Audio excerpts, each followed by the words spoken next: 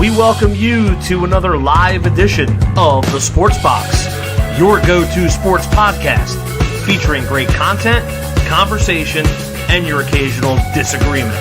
Stick around to interact and ask questions. Ladies and gentlemen, it's showtime. Good morning, everyone. It is week 18 of the NFL season. It is the last game of the regular season. Sportsbox has you ready for NFL Sunday pregame, going over all the games in the league that matter, even some that don't. We'll talk about the games from yesterday, talk about some incentives for players they want to try to get paid today, stories around the NFL. Brian Attar, Tony Quigley, Anthony Medio. Best thoughts to our buddy Drew dealing with a personal issue at his house. Unfortunately, he won't be on today, but he's here in spirit. Gentlemen, any opening thoughts before we do this for the last time this regular season? Time flies, Brian. This is crazy. It does. It sucks. Week 18 means we're almost there. So, yeah, I mean, it's amazing how fast football season goes by when you're just caught up in it week by week. So, here we are. Yeah, I mean, they make the seasons longer and longer, but it seems like they're going by pretty quick. You know, it's been an interesting year, ups and downs, injuries to just mar the beginning of the season, and you know, and you have some insane performances, like, you know, we'll talk about later with Joe Burrow and just, you know, historic run and not even in the MVP conversation. I mean, it's, you know, and then we'll also talk about the development of Lamar Jackson as a premier passer in NFL history. So, yeah, we're going to, no, but this NFL season, and we still have plenty of weeks to go, over a month, you know, I think February 9th is the Super Bowl. So, you know, we're looking at a full month of football, but the one thing and I don't know about you guys in the last couple of weeks, you know, we haven't been on the Wednesday game, the Thursday game, the Saturday game. It's too much. Mixed in with the college. Right. It's too much, you know. And listen, that's also too. Look, they're important betting weeks. They're important fantasy weeks. I mean, you're talking about semifinals and championship, and they're just running a rap shot all over the schedule. You know, nightmares everywhere for matchups and stuff like that. You know, so yeah, I think the NFL will never be oversaturated, but I think for people who actually enjoy it and trying to consume every game and how it is, it's a little much.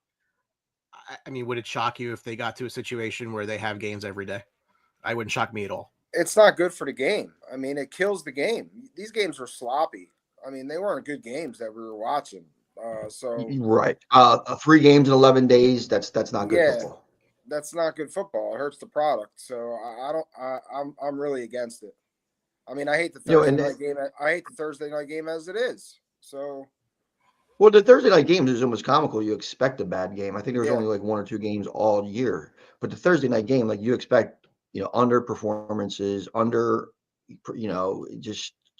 And I don't think the players like it. You know, NFL players are creatures of habit.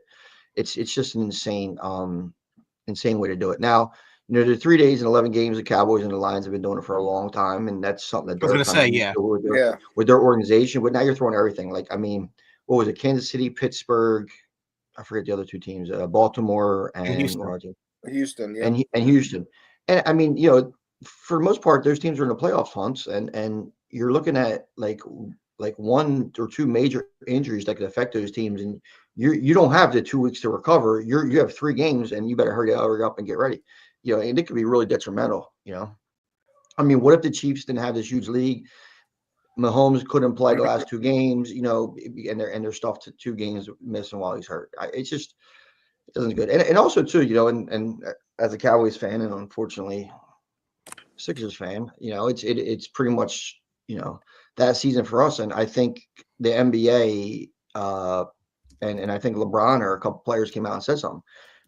Leave Christmas to the NBA. You know what I'm saying? It's always been the unofficial start of the actual season in the NBA, and they kind of should do that. They should have kind of, you know, some mutual respect amongst the organizations, and I think that's lost a little bit.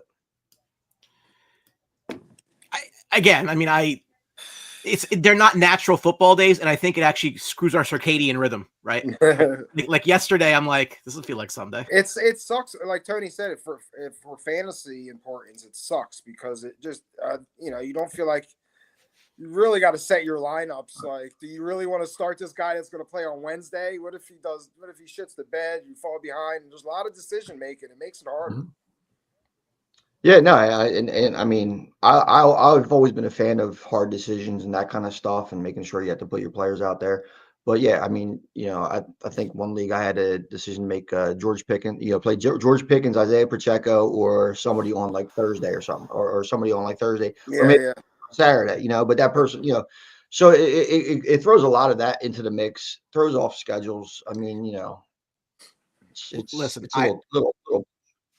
Tony, you and I are in a couple leagues together, and you were very much against what we called the DIRP in our leagues during the COVID years, primarily. Absolutely, still hated it. You hated it. Horrible rule. It's pussy fantasy football. Okay, it's fine. Sleeper now does something called auto sub, which was pretty much my idea. Well, I mean, you've seen CBS Sportsline do the top 6 win and the bottom 6 win, and overall win now, which I've been doing for 30 years. And I actually proposed that to them 5 years ago. So I mean, yeah, I think it is. I mean, but team quarterback and stuff like that is nothing new either. I mean, that's been around for a long, long time, and I think it's the same thing. And I don't agree with any of it. I think ownership. Listen, ESPN app. This app, that app, Twitter, you get all the information. You could have a casual fan walk up to a draft day, draft off the ESPN set lineup or CBS set lineup, and a couple breaks here and there with their injuries or something like that, and they could actually have a pretty good team, right? And I think now you should have fantasy football should be in a place where you're pushing owners to have tough decisions. And the DIRP or whatever you call it, I think that just takes all of that out. Like, oh well, if Pacheco doesn't play, then I'm going to play this guy, on Friday. I just don't like it. I think people should be told to be making difficult decisions because everything else has been made so easy for them. Yeah. I mean, back to the day where you had to have your book, you had to make sure it was updated. You do your own rankings. Like I helped create a database there, so it's like back in the day of the newspaper Draft Dominator. Yeah, I used to take the train, do the scores, all that kind of stuff. And now it's like, and I listen, trust me on that aspect. I love the fact that we're embracing technology, and as somebody's a technology leader in the area, like I'm all for it. But there has to be ways to make people create a difficult decision. Brandon Taylor, friend of ours, runs University of Sports Debate. Great group. Check those guys out. Ready to punish myself by going to the Pats game. It's got to be cold up there, too. It's got to be brutal. It's cold here. I know it's got to be cold up there, brother. Get those hand warmers. But, yeah, we'll talk about the Pats and the draft. They're in a good position, which is, not very Patriot-like. But we'll kick it off with the games from yesterday. It was a 20-point line, and then people are like, oh, there's no way it's going to be a 20. And then all of a sudden, Derrick Henry runs it in at the end to cover it. 35-10 Ravens win. Baltimore clinches the North, the 3 seed in the AFC. They will host either the Chargers or the Steelers, depending what happens in the Chargers game. Right now, the Browns have the number 1 pick in the draft, and they will be no worse than 3, and they have some decisions to make. But listen, Baltimore started off very, very iffy at 0-2. They lost to the Raiders at home, probably the low point of their year. They end up winning the North, and that's not a total surprise. We've been waiting we'll talk about the Steelers here in a second, waiting for the shoe to drop on them. I think it started to drop now. But listen, Baltimore is Baltimore. Lamar Jackson's had an unbelievable season. Derrick Henry's been as advertised, and their defense is always their defense. So they are not a team that, like Buffalo, wants to go play in the next round. No, and on that Derrick Henry touch, I know we talked about incentives before.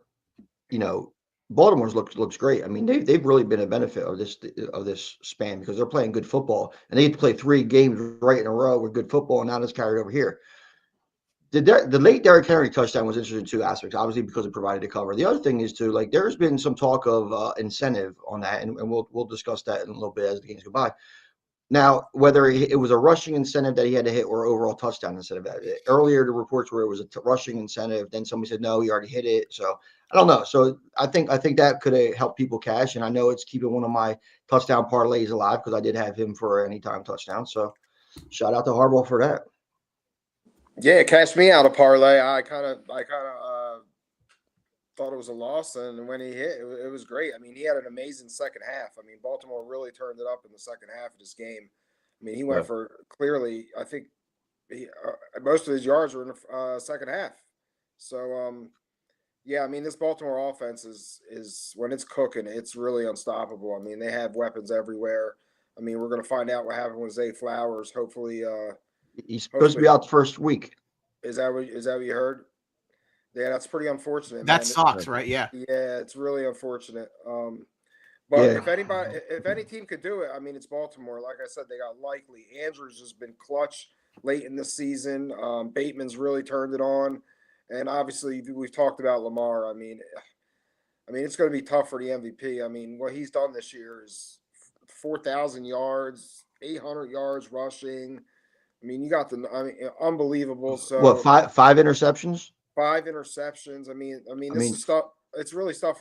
They showed it. It's stuff we've never seen. So this team's going to be tough, he and their defense was really sloppy in the beginning of the year. They've gotten it together. So yeah, man. This Baltimore team's strong. yeah, they look really, really good. I mean, and Lamar's playing on everything in there. Actually, he's starting to use himself as a compliment off of Derrick Henry, and it just as we thought it would work, it would work. Um, Andrews has really stepped up. I mean, he was Yeah, non-existent a few weeks of the season, gave fantasy owners nightmare, everything like that. But it was crazy. So when you're looking at like Baltimore, they're playing real good football. They could pretty much do everything that you need to do on the field. They have a passing game and a running game. But just like everywhere else, once they hit the playoffs, it's the turnover game that they're going to have to worry about. So that's going to be it. Lamar for the MVP. I mean, I threw a little bit of something on him 2 weeks ago. It's strong push, but yeah, it, it's it, so it, tough. it's It's tough crazy. because first of all, I think Joe Burrow should be in the conversation what he's doing, but Yeah, at the yeah. end of the day, Josh Allen's wins over was it Chiefs. Detroit and the Chiefs. Yeah, I mean, they're impact wins. So when you're splitting hairs with people having so many phenomenal seasons, I think that's where it still leans with me well, with Josh. and it could be Lamar fatigue. You know what I mean? Well, So that's it's they they they want to they see likened something to different. Jordan fatigue in the '90s. Like Jordan can't win every Yeah, MVP, and that's the thing, and that's why you see it kind of bounce back and forth. So it could yeah, be. The other thing too is like you didn't mention that the Miami Hurricanes great Ken Dorsey got fired today. yeah. So that. So I mean, what do you want the I guy to mean, do? Yeah, Seriously, I mean, that he's really, got yeah. no quarterback. He's got no quarterback. The team's in shambles. so you start off the season with Watson, you wind up with DTR and Jameis Winston, and then you go back to DTR, and then you don't have Nick Chubb, Sappy and I mean your receiving core. I mean you add Jerry Judy who makes the Pro Bowl somehow. because of Jameis Winston. Because of which Jameis was Winston. I think the guy, what do you have, 4 touchdowns all year or something like that? Like I mean He it's really came on though. I mean, there were games where The games with Jameis Winston he that had a played. huge Because he had like two huge games, and and that's great, but like I mean, you can't blame Ken Dorsey for Cleveland's woes. I mean, that's just kind of being the fall guy, and we'll see what happens because everybody loves yeah, Stefanski. definitely. Well, they Jerry but Judy they comes fired in an for O today line is coach too. he has the third most receiving yards in the league. Yeah, how many touchdowns? 4. 4. So I mean, I just don't see him making it over some other guys. But he like I said, he had a couple of huge games. I think he had the highest fantasy wide receiver game this year, I Yeah, believe, at like one point. So yeah, I mean, Cleveland with the 1 pick, no person 3. They need a lot, and but it's interesting to see how they do it because they thought that they were going to be coming in as a contender this year. Well, here's the thing. no quarterback in this draft is going to help Cleveland. So they're gonna have to get this a package. They're gonna have. I mean, these quarterbacks in this draft to me aren't going to be that good. To be honest with you. We're going to talk about that in just a bit. Yeah. But here's the thing, though. If you are the Browns, like you actually can take a quarterback here because you are getting close to the end of the Deshaun Watson debacle. So like you can do it planning for after. You can actually get that done. And then again, you're not paying the quarterback that much. So, it's not a huge cap issue above what you already have. I mean, they have to get out of the situation somehow, any way as they can. So They're going to have to eat the money. I mean, I don't know though if you're going to bring in Cam Ward, you're not going to bring in Shedeur Sanders into Cleveland. I don't think that's going to help too much. I think everybody wants the number one pick so they can trade it, and I think everybody has the same idea for the most Yeah, part. yeah. You know, Cleveland would be the team that makes sense for the quarterback, but you know they just have to shred everything and start from new. But I don't know if these guys are generational talents, especially if you put them in a bad situation. Yeah, So they're it's not. like 40 quarterbacks for them since 1999. The Bears aren't far behind. Well, the Bears think they have their quarterback. I don't. Are you sure? Maybe they don't. So you get Baltimore is the 3. They will host either the Chargers or the Steelers based on what happens later today. Also, yesterday, talking about those Steelers, they have lost now 4 in a row, 19-17 to the Bengals. Now, the Bengals need a lot of help to get in. They need Denver to lose to the Chiefs, who don't care. They need Miami to lose to the Jets, who also don't care. Pittsburgh's in the playoffs, so talk about backing in. Are they backed in? They will be the 5 or the 6, depending on what happens in the Charger game. You talked about Joe Burrow again. I mean, we said it after week 1. I said if they miss the playoffs, they're going to think back to that Patriot loss. Oh, they fucked up, and they're going to say this is what cost us a spot, and that's exactly where they are. Because you can't lose that game. Took me out of Survivor. But yeah, I mean, they've been unbelievable towards the second half of the year. That defense is the primary of their problem, and they'll probably look to address it in the offseason. They have a lot of decisions to make with Higgins and Chase. I mean, Chase will be there, but they want to keep Higgins in there. We'll see where that goes. I mean, Chase Brown's been a great story. Steelers look like, again, the glass slipper is not fitting anymore. I think they're pretty much being exposed for what they are. I mean, the Steelers had a ton of issues. They won some games with some big performances here and there. That maybe they shouldn't have, a little bit closer. But now in this stretch, like we said, with teams playing bad and everything, and the Steelers were one of those teams with a short window, and they get exposed really quickly. They definitely didn't. They definitely didn't take any consideration into the Pickens being out. Then they had no offense. Then they bring him back last night, and he had one catch for zero. One catch for 0 yards, and yeah, I mean. I don't, obviously he's got a lot of mental handicaps going on inside his helmet, but, they still didn't find a way to give him the ball for whatever reason. So Steelers were definitely outkicking their coverage this year.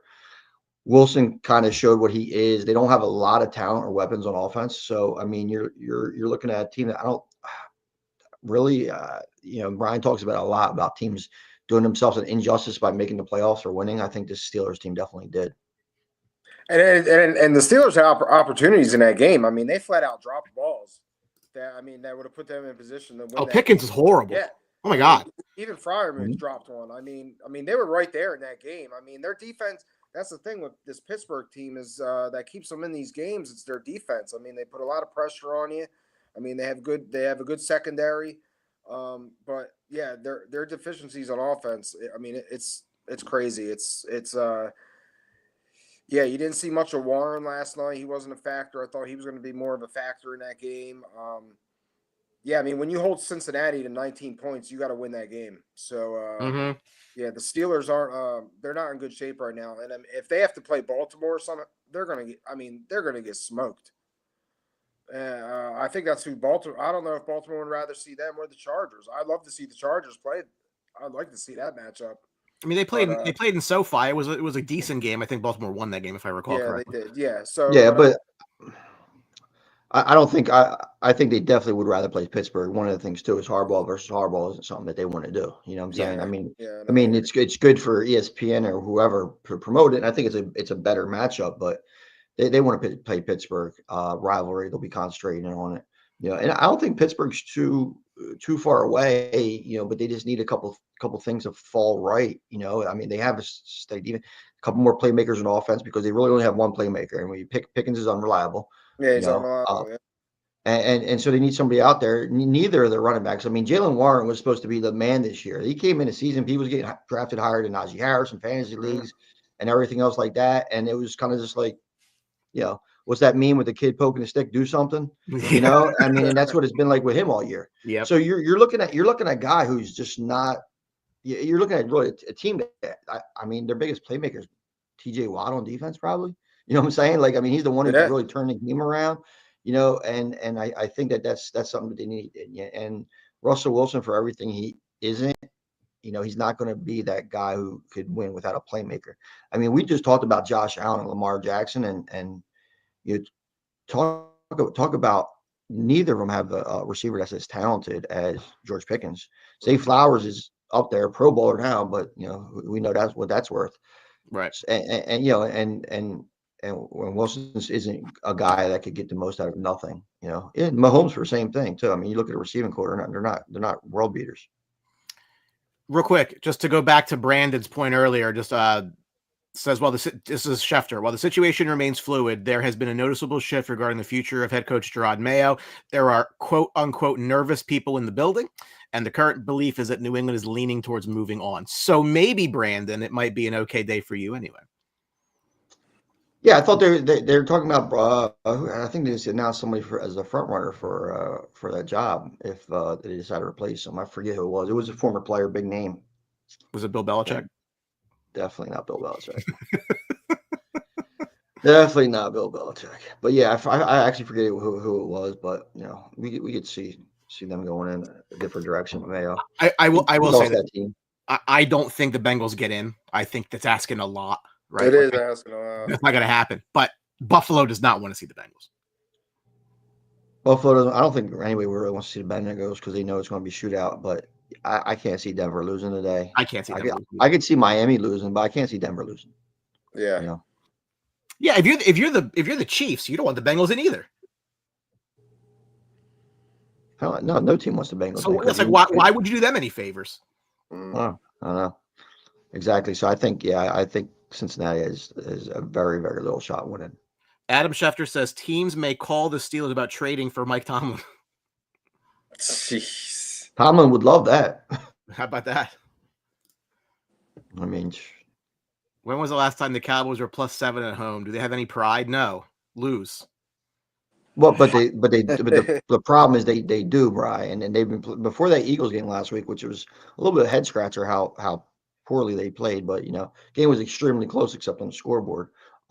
You're looking at a team that's been playing well under McCarthy. I mean, the defense has been phenomenal under him except last week, which I don't know what the hell happened was that, but it's a little scary. I know you're not a fan of winning late, and I'm not a fan of winning late, but one thing that's going to happen today is they're starting your boy. I'm surprised you don't have the jersey on. Trey Lance is starting for the Cowboys today. So, oh wow, yeah.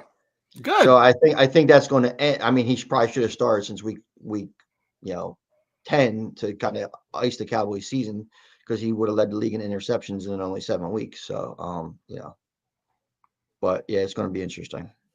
Mark Weldon says it's time to move on from Tomlin year in, year out, 500 a game. I mean, that's what they are. They don't go below 500. Lawrence Rivera, how does Russ, even with that loss, have more wins than the Broncos? If we get out, that's on us. Yeah, I mean, I've said this if the Steelers could have like one or two, bottom out years, get high picks and go from there, like you're better off. Like, I don't know why we have this discussion all the time. Like it is it's very difficult. What Mark just said is I wasn't a fan of Tomlin. I thought he was a benefit of the Ben Roethlisberger era and a strong defense, and he just kept everything together. But when guys like, some of these, Mason Rudolph and some of these guys, and he was making 500 or a game over, and he's making the playoffs, and at the end of the day, he was doing it with a dumpster fire of quarterback situation. Then you're kind of like, you had to give him some kind of credit. Like he's actually still putting out a winning product and making the playoffs. Another year, they have no business being in the playoffs, but somehow they're in the playoffs. And that's you have to give Tomlin credit because he's the constant aspect of that. And but they're never bad enough to get that next elite player. Right. Yeah. Speaking of that next elite player, now I've had conversations with our friend Tom Scavetta from Review and Preview, who's a big Giants fan. They went and they won a game last week that they really didn't have any reason to win. I mean, Malik Neighbors cost me a fantasy championship, neither here nor there. But they fall from the 1 to the 4 with a big top. Brock, I benched Malik Neighbors on one league and still won by 1 point. How about that? Must be a really good team. It was a good one. So I have these discussions with people. Oh, there's no tanking in football. That's not the conversation that I'm having. The conversation that I'm having is if you are a fan of a team, what means more to you? Beating the Colts in week 17 of a down year or getting a high pick that can help you? Whether you use the pick or not is irrelevant. You can trade it down for more value. So if you're a Giants fan, how do you feel coming out of that game? Because if it's me, I am livid. I am breaking things. I'm probably putting a hole in my wall. That's kind of where I would be. I just don't understand what you do to lose football games. I mean, the Colts were just like handing it to them. I mean, I don't know. It's so hard. You put up 45 points. I mean, what do you do? What do you do? You just bench these guys? I mean, you start Trey Lance. No, but that's what I'm saying. Like, listen. It's like, okay, first of all, as a player, like you're like, what the fuck, right? But you got listen, and Brian, Drew Lock versus Anthony Richardson or Joe Flacco, whoever they put out there, and shout out to the Giants because a lot of people hit the waiver wire and picked up Indianapolis. And they wound up with negative points. Appreciated that one. But here's the thing. A guy like Malik Neighbors, he's out there with his goals in mind. He's going to lace them up, and he's out there to get money, get balls, and do his thing. Drew Lock against Joe Flacco is not, a hammer and nail situation. Drew Lock played high-performance football from Missouri, was out there throwing dimes everywhere, you know what I'm saying? And then, it comes out. And you're talking about the Colts, whose their secondary isn't great. I mean, Malik Neighbors, when he's on the field, he's probably the best talent on both sides of the ball there, right? So unless you have a ghost injury with Malik Neighbors and you start throwing out absolute trash cans out there, like we don't do the show next week because we're suiting up for them. You know what I'm saying? Like, you're not going to be able to tell these guys not to play because they're all out there for a reason. And it's a lot of it's motivation too. And they're going to get out there and they're going to do their thing. You can't tank in football. You just can't, because if you don't play football at a higher level, it turns into the Pro Bowl. You know what I'm saying? And it's too obvious. And guys' jobs are on the line. Guys' jobs are on the line. It's an evaluation every week for these guys. You know what I mean? They have to stay in the league. Like, Trey Lance is going to go out there today and play harder than anybody else. Yeah, he needs to stay in the league. So that's what I'm saying. Like, you're playing for your job. Like, it's like, like Brian, imagine if you didn't you went into your job every day. You don't do any work. I know that's hitting close to home. You don't do any work. Okay. Then your boss says, you know what? You're going to be doing all the work next day. And if you do a good job, you're getting this big bonus next week, and you're going to get the big bonus for the next year. You're going to go out there and absolutely freaking kill it. And that is the same thing, man. It's the same thing. And you got guys who are athletes and competitors all year, and they don't give a fuck about the number one draft pick. No, they don't. That's true. As a fan, you're right. We should be hanging ourselves off the freaking Brooklyn Bridge. That's my point, right? Like, I think, you can't. I'm not saying that you can. What I'm saying is, as a fan of a team, you should be adult enough to know that the best option here is to lose, because that has a much longer term positive effect. That's all. Absolutely. It's 100%. Big mean. All right, flick that, buddy. But absolutely, you're 100% right. I mean, when we talked about it, and it was a couple weeks ago when we talked about the Cowboys game, the Cowboys were the underdogs to the Carolina Panthers and blah, blah, blah. And I said, unfortunately, the Cowboys are going to win the game today because Micah Parsons is playing. You know what I'm saying? Like they're out there, like they're going to be dogs, and like that game wasn't even close. It was easy money.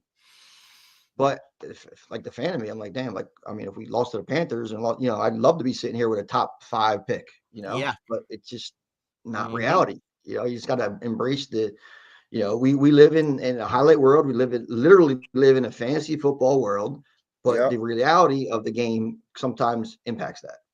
Yep. I'd be livid. These guys don't give a fuck. They're trying to make their money, man. No, I think the only player that cared about fantasy football was Austin Eckler. like last year, like when he was with the Chargers, he was like, "Yeah, play me this week. I'm going to blow up or whatever." Like, RIP my dynasty. There are some reports that some scouts do not even have a first round grade on Colorado quarterback Shedeur Sanders. For somebody who could go as high as number 1, depending who's there, or might be one of the targets for a trade, that doesn't seem like something that's good. So as somebody who really doesn't care that much about college football, I will defer to the two of you as far as what is this guy, right? Is he a Deion product? Is he a hype machine? Is he actually good enough to be a pro quarterback? Or do you have concerns that his game may not translate to the NFL and he should not go in the first round, or especially not at the very top of it? Well, I'll tell you right now, he's not worse than Michael Penix. He's not worse than, he's more immature than like a Bo Nix, and you see what success Nix had. Not having first round grade on Sanders, okay, because I could have an argument that there's not a first round grade on any quarterback, really. No, absolutely. But that's when you hit positional value. Like the best player in last year's draft, probably Joe Alt, right? Or I'm trying to think who else, whatever. Brock Bowers, exactly. If you were just ranking players, like I didn't have Bo Nix as a first round quarterback. I didn't have Michael Penix as a first round quarterback just because of a lot of the things that they had. McCarthy, JJ McCarthy, I ended the first round. And I'm a Michigan fan, but I know there's a lot of development there. But when you start looking at guys just purely as what their grade is, that's one thing. Is Ashton Gentry a first round running back? I wouldn't have him in my first round. I would have won him in my first round. So it's like you have to then you take into position. The positional value, look at how these quarterbacks have been drafted in the past and look how they're being drafted now.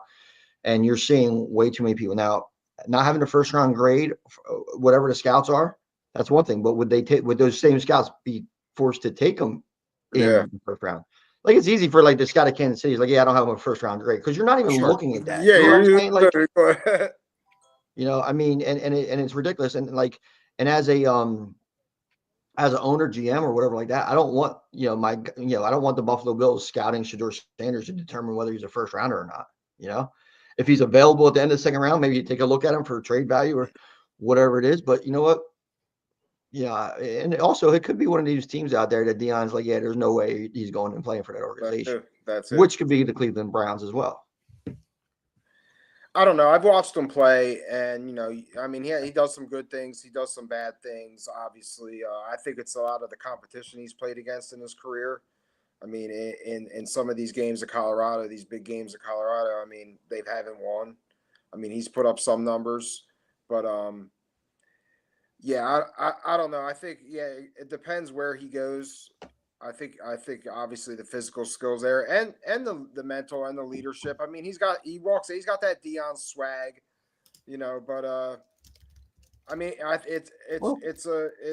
it's a process. It's going to be a process. I don't think it's someone you're just going to throw in and you're going to see immediate results like we see with Jaden Daniels and Bo Nix. Well, there's questions about both of them guys as well. Jaden Daniels being as good as he is a little surprising. If you're just looking at his college situation, though, let's not forget that he came on a team that was awful. They were awful. Like Deion took over that team and tripled the win total. And then this year, had a much better year with an awful offensive line. So you're looking at it. I like Shedeur Sanders as a prospect. I know you watched a ton of Cam Ward, in the one season he was at Miami. Yeah. I think the arm talent is, I would lean a little bit to Cam Ward as far as just straight arm talent, but I think pocket presence, poise, everything like that. I like Shedeur. I think one thing people expect Shedeur to be running a 4.17 like Deion, but that's not reality. He's more of a pocket quarterback. Who has some mobility, which I think that's what is what a lot of teams are looking for. So, first round grade, if he's there for the Cowboys, I'd take him. It's where he goes. We've seen this. We've seen this happen this year. Wait. Where he goes. Why would the Cowboys take a quarterback? Why wouldn't he? Well, because they're locked into this idiot for the next 4 years, and it's extremely cap disaster to get out of it now. Okay. That decision was look. If you were gonna, they're going to restructure them anyway, bro. If you were gonna bet the turn, you should have bet the flop. So why are you gonna take a quarterback if you've already locked yourself into this guy? Well, you obviously are not talking about Omaha, so we won't get into that poker. We won't get into that poker discussion. But but no. I mean, listen, if they have Shedeur Sanders and they think they could develop him, I mean, if the Packers took Jordan Love, they had Aaron Rodgers on the contract. A little different. Do you want to have that discussion again? Hey, you know what? I don't think the Cowboys are as close as what the Packers were. So if you could find a team that's desperate for a quarterback, I mean, like, listen, we talked about the Giants screwing themselves out of a quarterback prospect, right? Yes. Right. Maybe we get an opportunity to take Shedeur and, for whatever reason and ship him off to Dak. I'll ship Dak to New York. Go ahead. I'll ship Dak to Jupiter. That's not what I'm saying. What I'm saying is now you do that and you have this massive dead cap situation because of what you did. No, well, listen, you're going to watch Cleveland Browns try to get out of the same situation almost. So I mean, why do you want to put yourself all I'm saying is if that's what you were going to do, then don't sign the quarterback. I'm perfectly fine with that. If it's not, well, listen, we can't go back into whether we should have signed that conversation. We will always have that conversation, yes. Well, I mean, we could always have it, but you know what? They really didn't have too many decent options at the time, and and we'll just have to take it from what it is for that, because that's a whole nother situation. But I'm just saying, if I was a team that needed a quarterback or wanted a development prospect, I'd take a gamble on Shedeur Sanders. That's Cowboys specific situation be damned. If my options were sign Dak or death, I'm considering death. Strongly. I mean, I'm sure Mary Jo would, Mary Sue would be on board with that too. She'd be more welcome. And she would have a Dak, and then she would buy a Dak Prescott jersey. Right. Speaking of quarterbacks, so the Vikings are in a bit of a spot here, right? So obviously they signed Sam Darnold to pretty much, be a veteran presence for JJ McCarthy, and then JJ McCarthy gets hurt, and all of a sudden the Vikings have 14 wins. So they're in a bit of a spot here because, to be fair, right? Would JJ McCarthy be the best quarterback in this draft? Some say he would. I've heard that float around the internet, but I don't know. It's difficult because what JJ McCarthy was at Michigan was a game manager with good. I mean, it could well, but he definitely needs development. And if a guy like Sanders or Cam Ward or Carson Beck or whatever turn out to be the real deal over McCarthy, I wouldn't be shocked. But no, that's too much of a unpractical conversation really to have, especially with seeing nothing in the NFL by McCarthy. What could they get for him in a trade? I mean, if their scouts didn't have Shedeur Sanders in the first round, maybe they like McCarthy a little bit better. I think it's really tough because Darnold's not under contract at all. They'll have to franchise him, correct? Correct. So I mean, their trade position with McCarthy isn't the strongest. You know what I'm saying? Because they could look at, well, we'll just sign Sam Darnold out from underneath you. So I think they have to make a decision what they're going to do with that. I think that they'd be insane not going with Sam Darnold next year. I mean, it's a no-brainer for me. You franchise him, you see if it's the real deal, and then you kind of go on from there. Because what he's doing. I mean, listen, they're playing for a number 1 overall seed tonight. Yeah, I right? mean, plus the rapport he's got right now with these wide receivers. I mean, Addison and Jefferson are on fire. I mean, the play calling's been sharp. I mean, this team's good, man. I will get into it, but I think they win tonight. I really do. So, but we'll get into that later. But I keep Darnold. Yeah, I mean, keep Darnold. But the NFL's so volatile with trade with their trading, right? Like you see, it's like sometimes. I mean, they get a superstar for like a 4th round draft pick, and then like a bum like Jonathan Mingo gets a 3rd round draft pick or a 4th round draft pick, whatever it was. It's extremely difficult. I think McCarthy, because he's a rookie under a controlled contract, you would like, I don't know what Pittsburgh feels about Fields, but like somebody looking to replace like a older quarterback that is in a win situation or something like that. I think that's where you're looking to go. It's tough. I think a first and a second would probably get it done. But I think that they have to get blown away, right?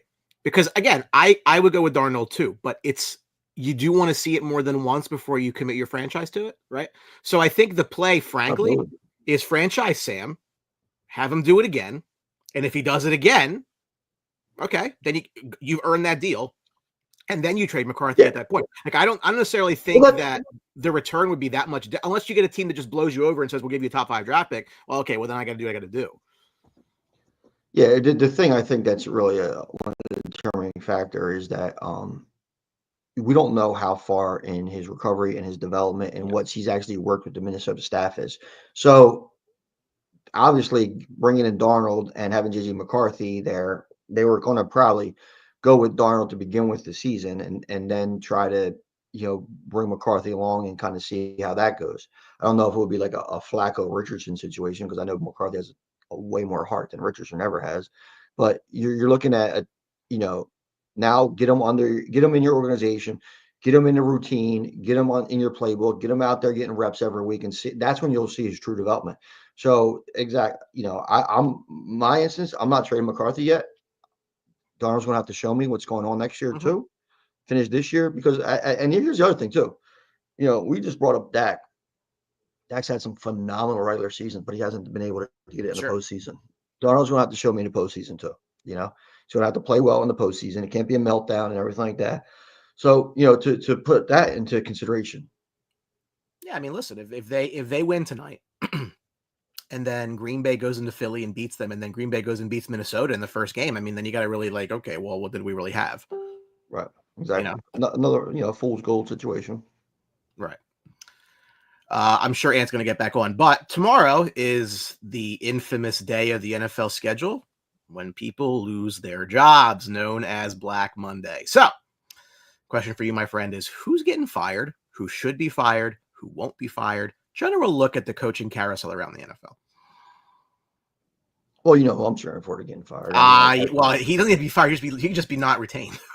Well, that's true. So to say we're not going to bring him back would be music to my ears. We wish you all the best in your future endeavors, but it's just not working out. Exactly. I have to say Gerard Mayo would be getting fired just because it seems like he lost the locker room, lost the control. Antonio Pierce, another one that it seemed like everybody was rah-rah last year and they were playing well. And this year it was just, and I don't think the Raiders did anything to put him in a winning situation at all, losing Josh Jacobs, having nobody to start at quarterback, no receiver worth anything. And I think that's all reasons for him not being successful. But then all the stuff that you hear about out of the locker room as well, and no organization, I think he's gone. They already let Ken Dorsey go in Cleveland, so he's going to take the axe for Stefanski. I don't know. I don't know who else would be out there. I know Brady was looking at Brian Flores to bring him over to the Raiders. He was a big fan of him. I don't know anybody else that really, Dable. I mean, you have to have him under some kind of consideration, because they're moving off of they moved off of Daniel Jones, so maybe they, are they finally going to allow him to bring his own guy in? I'm assuming, you gotta give him at least that shot, but I don't know. It seems like everybody else, some of the teams that aren't like Cincinnati's been playing well lately, so their boys safe.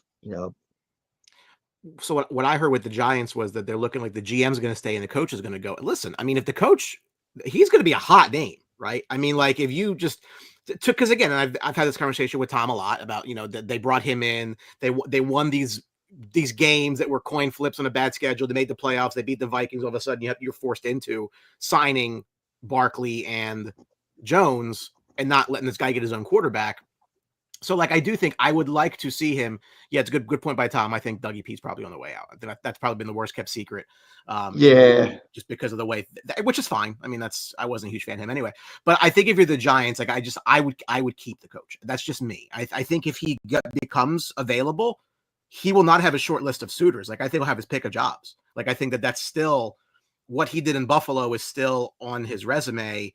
And you can just say, hey, listen, Danny Dimes didn't work out. I'm not going to hold that against you type thing. Right. What do you expect me to do with Saquon gone? I mean, yeah, I think Daboll would be somebody who gets another opportunity. Yeah, Doug I'll take him in Peterson. Dallas very quickly. Yeah, I mean, in regards to Doug Peterson, I think that's another situation that just I don't know, just fizzled out. I don't think Peterson cares anymore. I think he lost the passion for it. Sometime very early in this year when things went wrong, he kind of checked out early. So to him making it through the entire season, it was a little bit surprised. But yeah, I think Daboll will have another opportunity. But here a guy like Mike, Vrabel. Oh well, there he goes. He should hire Vrabel. Yeah, exactly. Mike Vrabel was out there, and everybody loved him, and he got fired, and he was still out there. I guess it was just didn't like the opportunity and everything like that. So, Vrabel and Daboll, but does Daboll really want to just take a step back and be OC again? I don't know. I mean, being in the division with the Patriots might give him a little bit of a motivation, a little bittersweet, and working with a prospect like Drake May, sure, but I don't think that's something that really resonates for him. I mean, Vrabel would be a candidate that you would thought would already have one of these jobs by now, but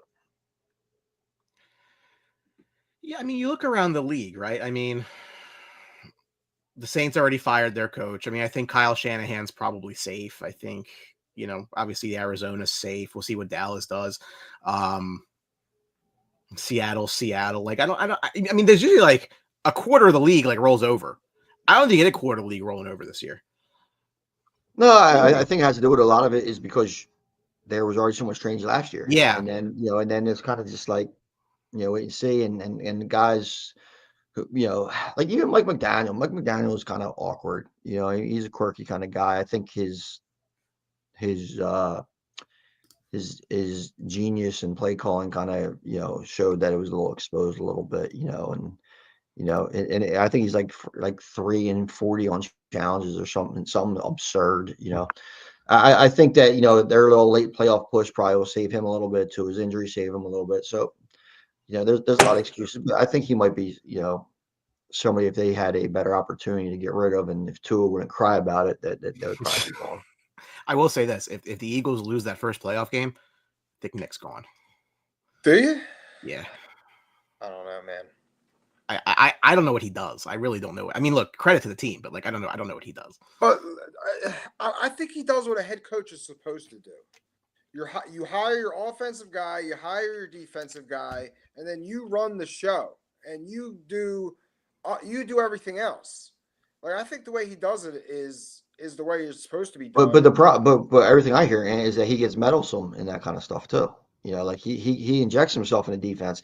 I remember earlier a couple weeks ago he talked about, he called a defensive play or something like that, and whatchamacallit was just like I recall that in the beginning of the year. He was like, what? Like he didn't. You know what I'm saying? Like kind of like that's what I'm saying. And then like even on the offensive side of the board too. I just think that I think he's a little bit too meddlesome. I don't think he has a great relationship with a lot of his players. I think they're kind of over his act a little bit. The clown on the sideline. It's just a little bit too much, I think. But they've been winning. I mean, have you looked at his record? I mean, as an organization, how do you fire a football coach with a record like he has? How do you get rid of a quarterback, a football coach that won them a Super Bowl with fucking Nick Foles? They did. I know, but that's what they do. I know. I don't know. It's hard. It's just hard for me just because I see the coaching in this league, and it's just like you have a successful guy, and I mean, some players may not like him, but I feel like the locker room plays for him. I mean, I feel like the Eagles. I mean, every week they're out there playing, they're improving. So I don't know. It's tough for me. It would be tough for me. He's got a lot of unlikable traits, though. I hear you. And this, I mean, listen, and let's not forget, this season kind of was teetering on falling apart again with the AJ Brown. It was kind of like this. A lot of people were like, "Well, what happened last year?" Okay, so I mean, all right. So who do you credit that to not falling apart to? Who do you credit that to for the team not falling apart? I think it's I don't know if it's on him though. I think it's a lot of just how they were playing. I think it's a lot of Saquon. I think who it is, Kellen Moore. I think they in last year, the difference between last year and this year and everything like that is that they kind of, when they were teetering, Eagles would be down 10-0, and the next thing you know, they're throwing the ball every single fucking time. where they would go completely haywire when something went wrong. I think now a lot of times Kellen Moore on that offense, feeding Saquon the rock, getting him the ball, making them everything run based, and that situation, I think it has more of a calming effect and it allows them to win. A lot of it too is that, Both yeah. coordinators. Both coordinators. Yeah. Oh, that, yeah. Well, that's, yeah. I mean, their exactly. defense definitely has overachieved this year. I mean, from the fan base in Philadelphia. I mean, going into the season, I think that's what their biggest issue was, is their defense, and their defense has definitely overachieved and has won them ball game. I mean, kept them in ball games. They're taking the ball over the most in the league right now. But what's the defense's best friend, Ant? The rushing, on offense. the running game. Yeah, I hear you. It's a good marriage. It's a good marriage for them. It is. And there was no more 3 and out of their inaccurate quarterbacks passing and that kind of stuff. They were working, good offensive line, everything like that going on, and that's how it should be. And that's what I say. I think Kellen Moore was a steadying force to allow that run game to flourish and allow the defense to flourish. Yeah, could McDaniel go if the Dolphins won't get in, which really is out of their control. I mean, that's their own doing. But I just kind of touched on that. But I don't think they get in. I mean, I don't think they get in either. I'm trying to think who else. I mean, obviously the Adam Schefter believes that Joe Shane and Brian Dable are both safe. Private message I got from one of our best friends. So good. Well, I mean, look, but I think that's the right play. I do. I would let them get somebody else in there and see what they can do. I think that I hate when guys come in and can't win or lose with their guys. Like hold me to the standard of the guys I bring in, not the guys that you're making me keep. Yeah. And I mean, that's the question in Chicago right now. Do they want to keep the GM? I mean, you're hearing you're hearing Ben Johnson, he comes in, he might want a whole new GM. So I mean, it's a decision teams really have to make. Again, it's I mean, the GM, we have a GM who's did good things and did bad things, and he's got a failing record. What do? You just keep giving him more chances? I don't know. The Bears might have to get rid of Ryan Poles if they get if someone like Ben Johnson wants a new GM. And there's no cap on coaches. No cap on coaches. So we'll start with the 1 p.m. slate again. Some of these games don't have a lot of meaning. Some have a little bit meaning. Some have more incentive meaning than anything else. But we'll go through them all. The 4-12 Carolina Panthers visiting the 8-8 Atlanta Falcons, who are a 7.5-point favorite. The over/under is 48.5. For Atlanta, they will clinch the NFC South with a win and a Buccaneers loss. Atlanta will either be the 4 seed or they're going to be out of the playoffs, and they would play the loser of the Detroit-Minnesota game later tonight. Carolina currently holds the 6th pick in the upcoming draft in April. So, look, I think if you're Carolina, I think you've had to feel a little bit better about what Bryce Young has been the second half of the year. Like, I think that they're not coming into the draft thinking that they have to make a change at quarterback. I think at least not right now.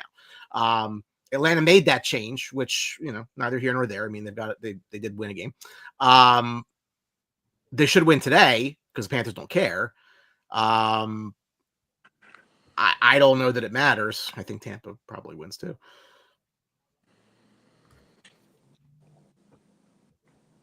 But I mean, I like the Panthers today. I would take the Panthers today to +7.5. I think this is going to be a closer game. I just think it's going to be one of those games. The Panthers have been playing well. So yeah, I'm just taking the Panthers today. I'll take the +7.5. Start at +5.5, so it went up 2. Yeah, I mean, you have to think the public's hammering the Falcons. Yeah, I'm grabbing those points. I like Bijan Robinson to go wild today. I really think that he's going to hit. I have him over 125 rushing receiving. I think that they're going to lean on him.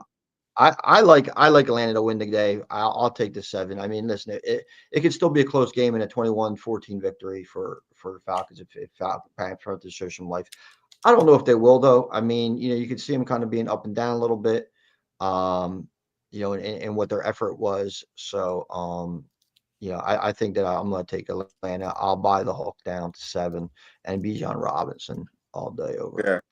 Couple other 125, guys 125 over, and at anytime touchdown, give you some nice plus odds.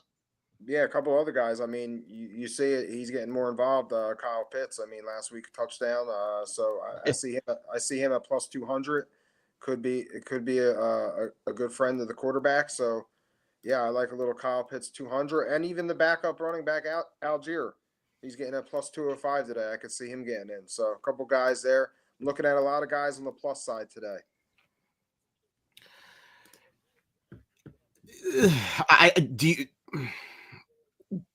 What odds would you give Atlanta if they pull this off of beating either Detroit or Minnesota?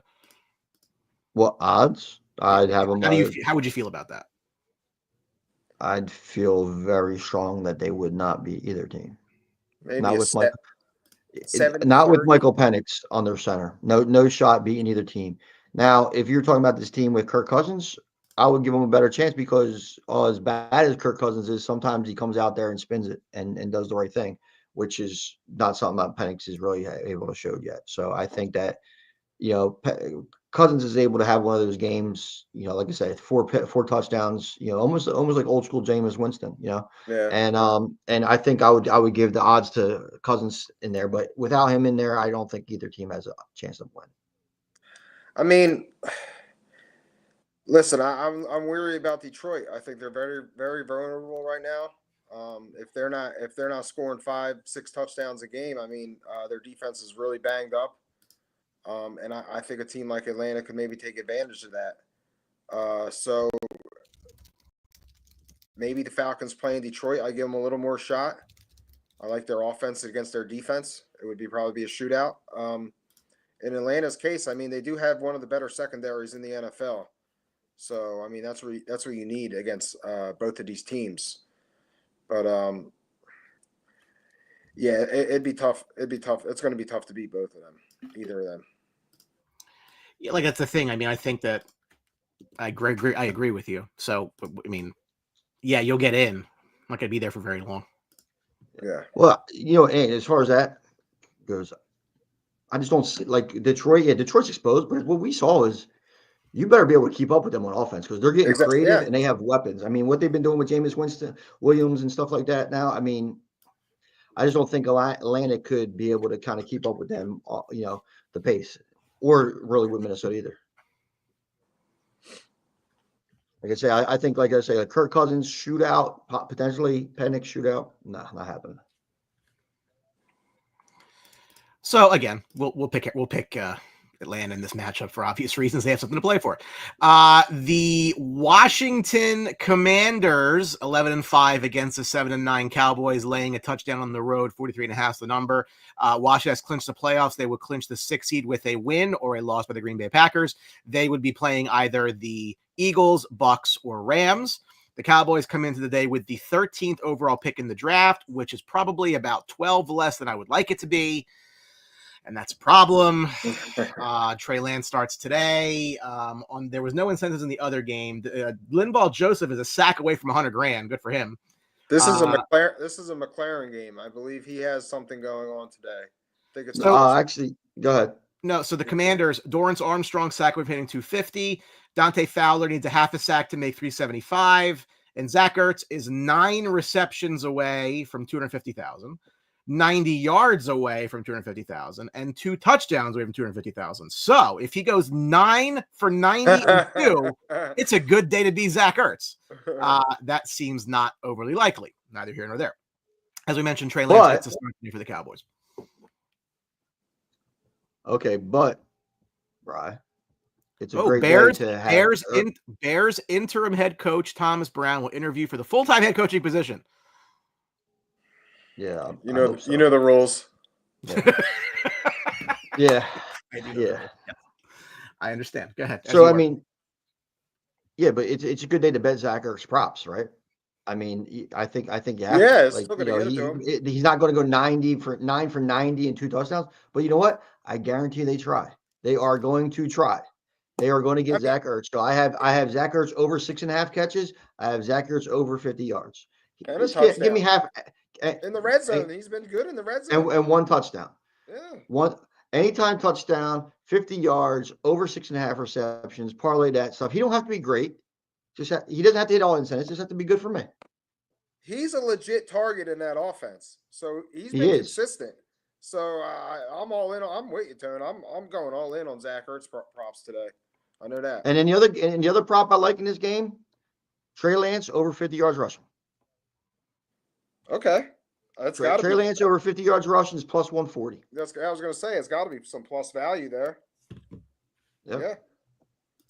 I see Austin Eckler will be back today. He's plus 220 for any backup running back. Brian Robinson Jr. has been struggling. I don't know what's up with him. But, Since he's got hurt, he looks bad. Yeah. You know, and Yeah. that was that's been tough to watch. Washington's got a couple guys that have been coming on they have really good value on DraftKings. I mean, I don't know how you say it. Zakakis. He's plus 310. Olamide Zacchaeus. He's plus 310. I mean, I think he's you would think he was Deebo Samuel in the game against his old team, the Falcons, last week. I mean, he got every fucking ball to him a couple years ago. Yeah, well, like Deebo a couple years ago, it was like Zacchaeus and Anaron, Zacchaeus on here, Zacchaeus, like, okay, great. Maybe they're just making their friggin' nightmare lives for the announcers having to say his name so many times. I don't know. I mean, even this guy, he's been in the league, I feel like, for 20 years. Jamison Crowder, he's getting looks. He's plus 400. I mean, that's just a sneaky little play right there. Daniels is getting everyone involved. The Bears should be 11-5. Fuck. The Bears should be 11. I mean, that's a pretty big divergence from the 4-12 that they are. Yeah. It's all their fault. No, but I'm not messing with the line today. I'm doing all those props today. I'm propping it up today. These lines are going to be difficult to hit today. I mean, you got to be a genius. So we're Zach Ertz in it today. That's where I'm at. Zergash and Trey Lance. Let's go. Just Cowboys need to just lose, please. For the love of God. So will the Commanders pull guys today? Is there even is there an instance where they would just shut it down on you? I don't even know. They're clinched. They get the 6th seed. I mean, are they playing to see who they want to play? That's what I'm confused with these games today. I mean, some teams may just shut it down at one point, and then you're screwed. Yeah. You got to do your research. It'd be interesting if Zach Ertz has 89 yards and they shut him down. 8 catches for 89 and a touchdown. They're on the 1 yard line and and they throw it. They sub him out, and throw it to the fat man touchdown or whatever. He might kill someone at that point. I mean, somebody better write that check, right? I think he almost killed Sirianni, didn't he? Who didn't he? Yeah, that was close. Good, big Dom, that dumb idiot.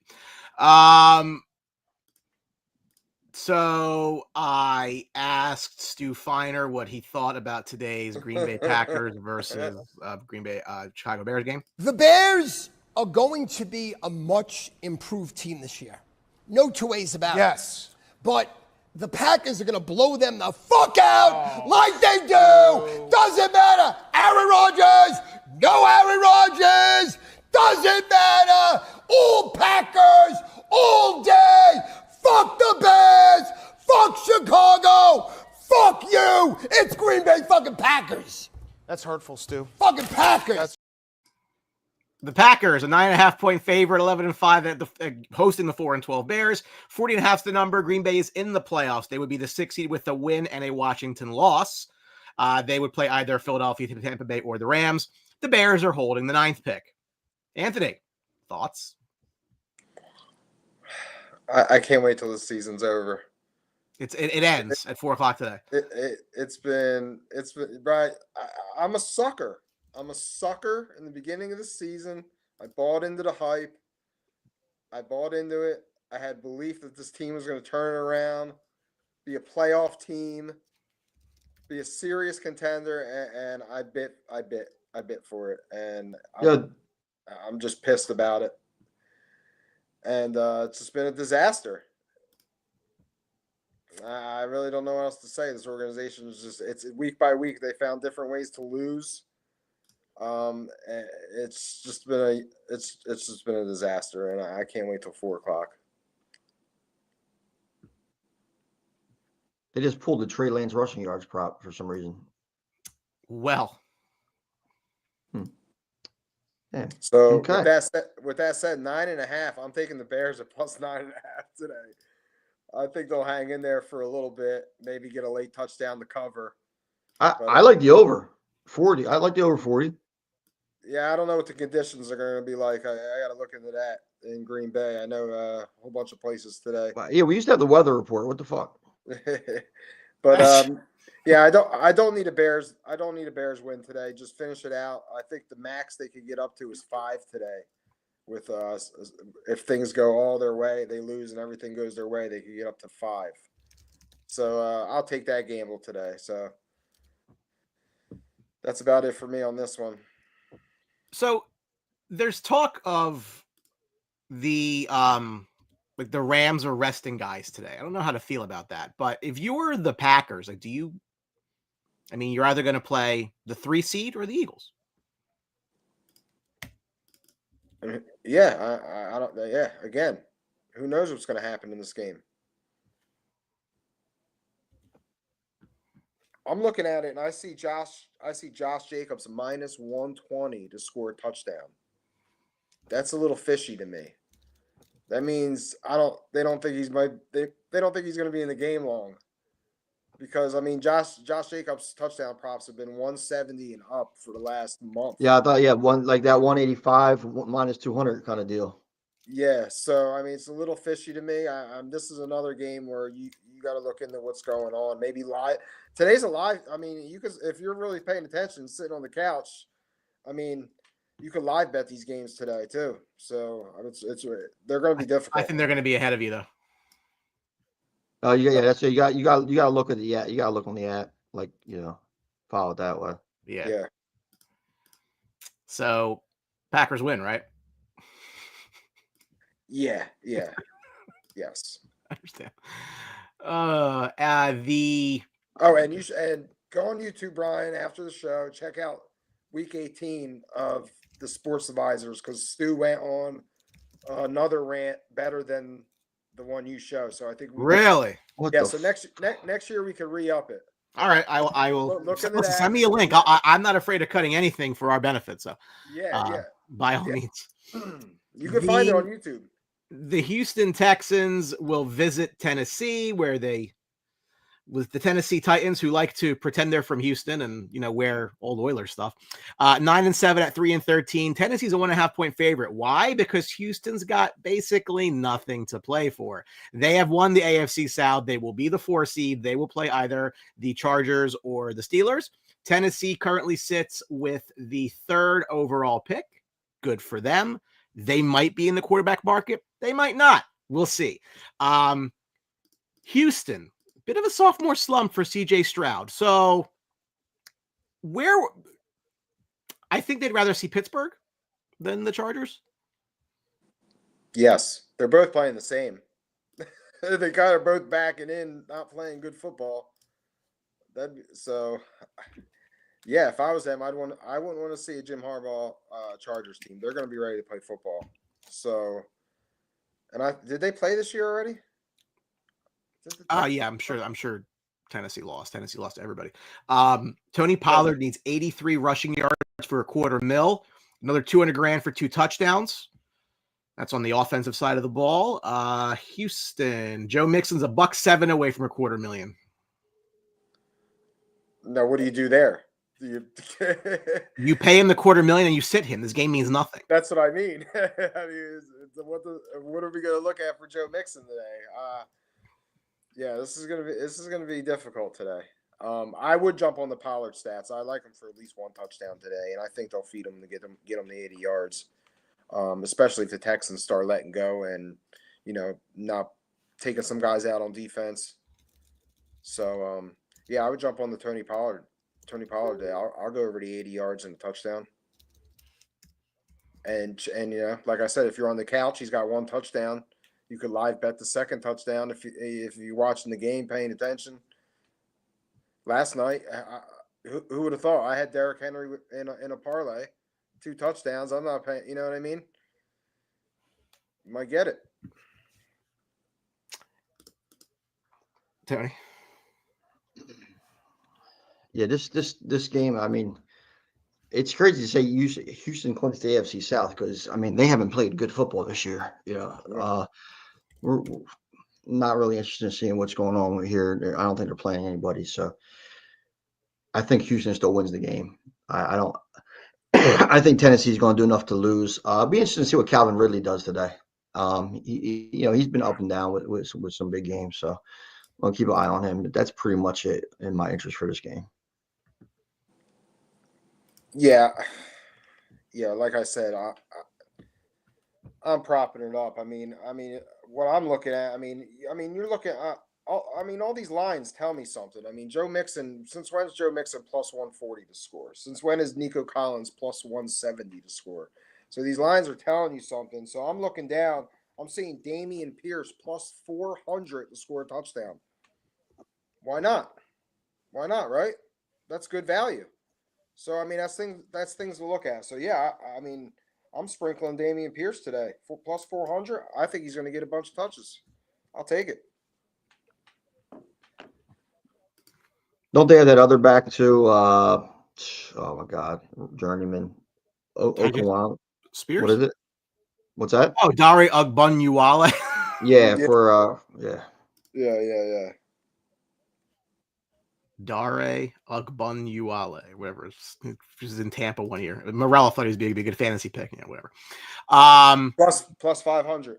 Yeah, the game doesn't matter, but if you're Tennessee and you win this game, you are elite level stupid. True. Period. I don't care. I don't want to hear about players. Just you can't win this game. You can't. It's so long-term detrimental. I think Tennessee's a team that's going to go in the free agent route. Maybe try to pick off one of these quarterbacks. I don't know. That's how I get the feel for them. Yeah, I don't know. The Jaguars probably going to be looking for a new coach by about, 5:00 today. They visit the 7-9 Colts, where the Colts are laying 3.5, 44.5 is the number. There are no playoff implications at all with this game. Jacksonville's got the 5th pick. Indy's got the 12th pick. And as far as any sort of incentives, it's just defensive end Tyquan Lewis, which you're not betting for 1.5 sacks for $100,000. Nobody cares. This game means absolutely nothing to anyone. Losing is winning. Winning is losing. Any thoughts? Yeah, I hear you, Brian. I'm propping it up today. I'm riding the Brian Thomas Jr. train. He's been on absolute fire. Yep. So I mean, give me everything with his yards. Give me a touchdown or two. I might sprinkle. I mean, the guy's just been amazing all year. So I'm going with him today. Jonathan Taylor minus 140. I mean, I'll take it. He's been on a hot streak right now. I'm sure he's playing for a little something. So yeah, I'm gonna go with those two today, and just roll with it. Who's quarterbacking? Is Joe Flacco in today? Yeah, should be. All right. Hey, listen, he's Joe Flacco. I think Joe Flacco played. No, I agree with you, Tony, because that brings the value of Alex Pierce up because he loves him as a target, and Alex Pierce is plus 320 today to score. So I'm on the Alex Pierce train also. I was on it last week when he scored. Well, my thing is, it seems like Joe Flacco played defense last week for the Colts, and that's why I love Brian Thomas as well. I mean, listen, Brian Thomas, Neighbors, Brock Bowers, these guys are going for some rookie amazing, numbers. Amazing. So I think they're going to be competitive at this 1:00 slate, and I think Brian Thomas is going to have a huge game, and that's why I'm all about him. These guys are they're not leading in rookie stats. They're literally leading in the league. Yep. All these rookies. So it's just been an amazing year for wide receivers, man. I mean, these guys are really producing. I'm glad I have him in a dynasty league. That worked out really well. Yeah, I got Brian Thomas Jr. I'm gonna keep him. I'm keeping him for next year. It's either him or Bucky Irvin. I think I'm keeping Brian Thomas Jr. Yeah, Bucky, wow. I know. I think I gotta go with. I don't know. We talked about this year. It's the year of the running back. The running backs are back. So I don't know. I'm gonna have a decision to make in the offseason. Buffalo has nothing to play for, yet they are favored by 3.5 at New England because New England probably doesn't care either. Buffalo's got the division. They're locked into the 2 seed. They will host either Denver, Miami, or Cincinnati, depending what happens in those Miami and Denver games today. The Pats hold the 2nd pick in the draft, which they would upgrade to the number 1 overall pick with a loss today against the Buffalo Bills, and they are not in the quarterback market. So this could be a Travis Hunter. This could be a trade, but it won't be a quarterback because Drake May looks like the real deal. As far as incentives go here, nobody on the Patriots. The only offensive player for the Bills is Dawson Knox, 8-89 away from $200,000. The rest are all defensive. Yeah, this is a shitty game. This is a shitty game. Mike Not White touching over under 6 snaps today. That poor guy going to the game. I hope the tickets were given to him. I hope he got $20 to go. I mean, I'm looking at who's quarterbacking for the Bills today. They're not even giving passing stats on DraftKings for the Bills quarter, and Josh Allen's plus 500 to score. They're all over the place with DraftKings is all over the place right now with who's what you're able to bet on. They're pulling people. Zach Ertz now is plus 100 for 40 yards. Yeah. Which is weird, and it's just kind of. Yeah, this is a tough day. It's not an easy day. It's not for the faint of heart, that's for sure. I mean, nope, you're gonna be living on the edge. What the hell's going on? Living on the edge. If you're a Pats fan, why? Stay home. Stay where it's nice and warm. Have a drink. Because that's I mean, And pray you get the 3rd pick in Travis Hunter. I'm looking at some of the plays today here. I think Demario Douglas at plus 135 for 40 plus yards. I think that might be the play I'm on. I mean, he's been getting the ball every there. He makes big plays. I think that's something that I'd be looking at. True. Even Austin Hooper's been getting looks, and he's plus 300, plus 330. Oh, yeah, today's not going to be easy, but yeah, don't mess with this game. No. Well, as they say, if it's easy, it wouldn't be worth it, right? I'm telling you, you're going to have to live bet. You're going to have to watch the first quarter of these games and see what's going on, and then place your bets. That's how I'm rolling today. I can't figure this shit out right now. Yeah.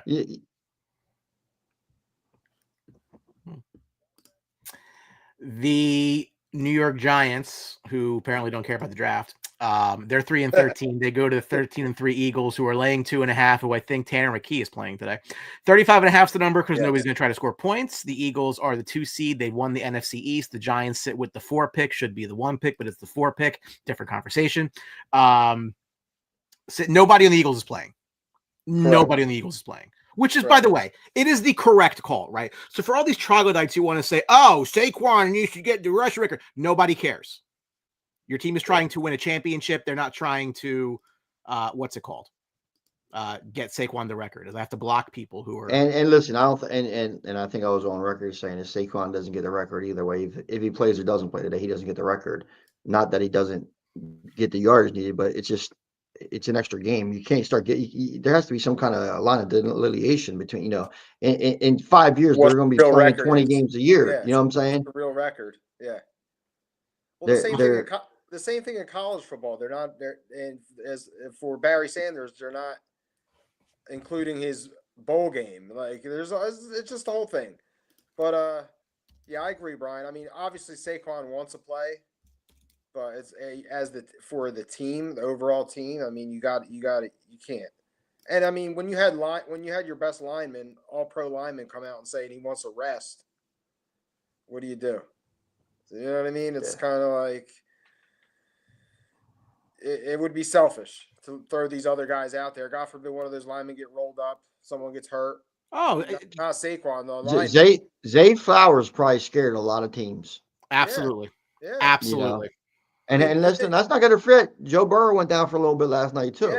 Yeah, and They had to win. in that Baltimore game, Bateman too had a questionable. He Yeah. took something, he came back. But listen, I mean, like I said, even if Saquon, if it doesn't happen to Saquon, it could happen to somebody else. So I think I hear you. I kind of agree with you on that.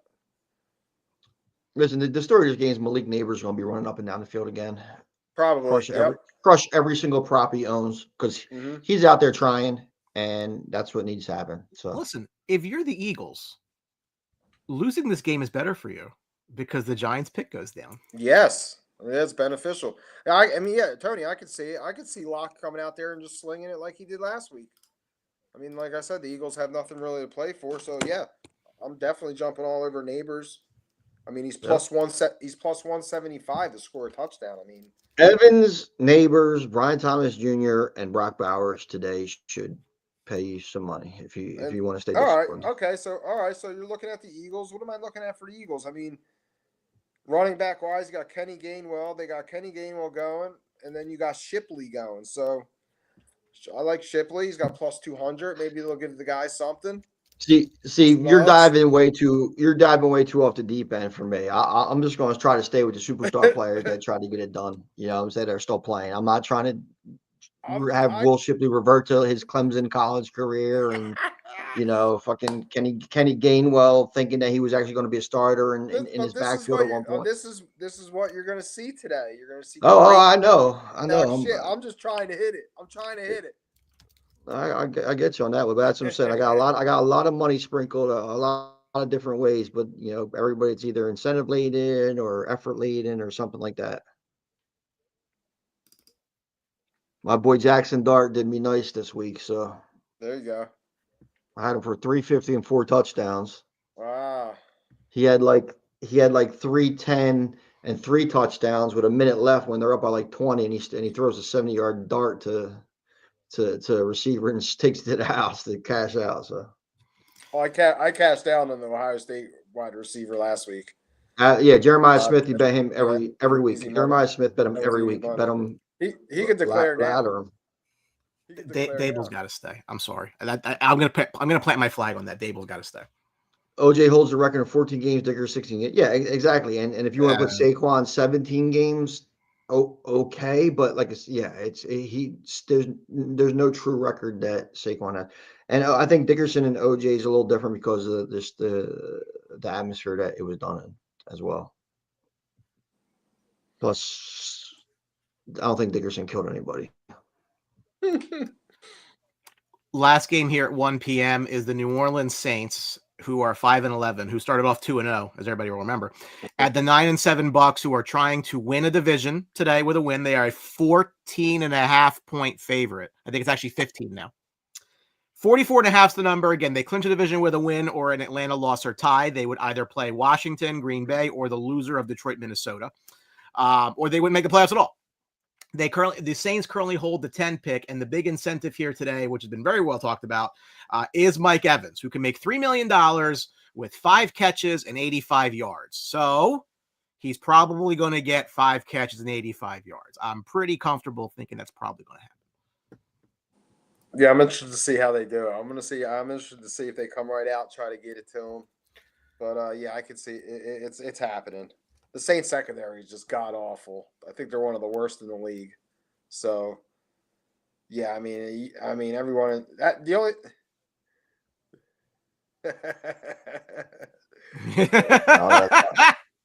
Good.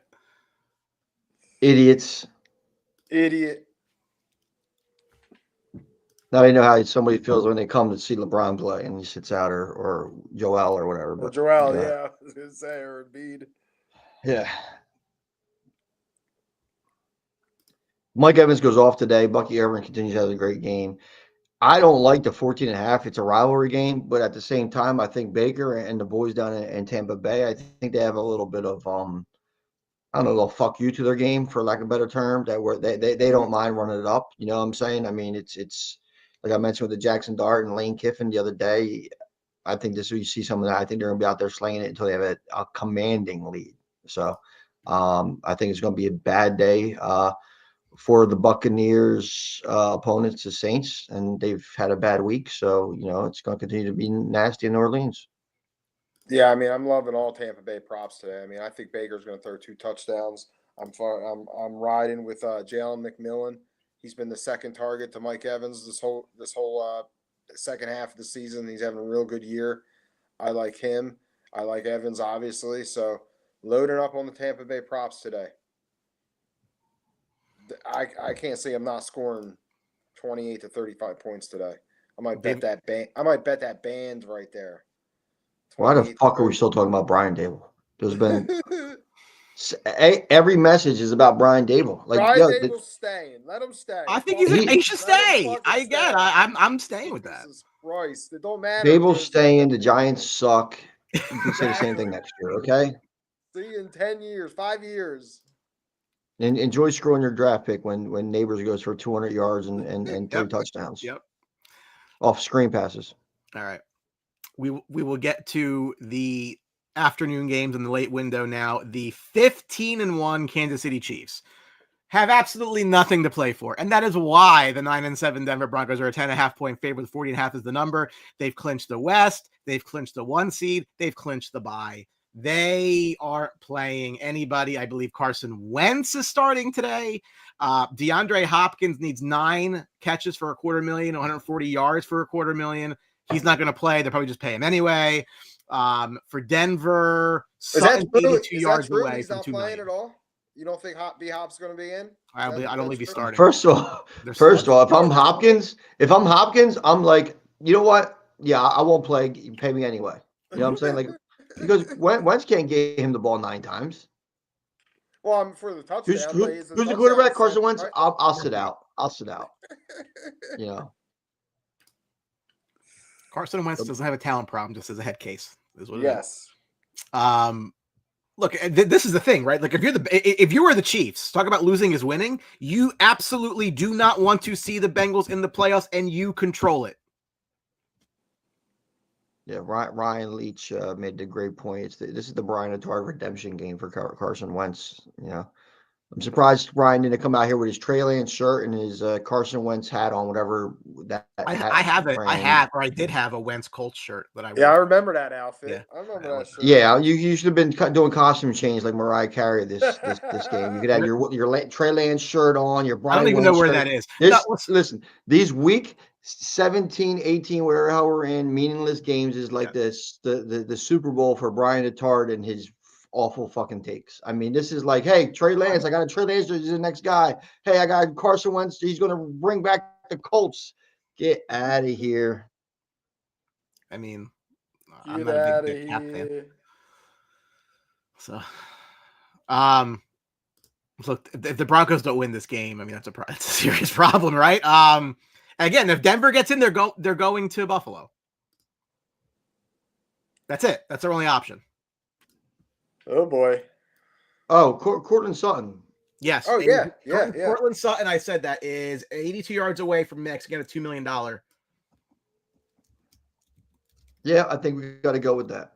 I'll give him 90 yards, I guess.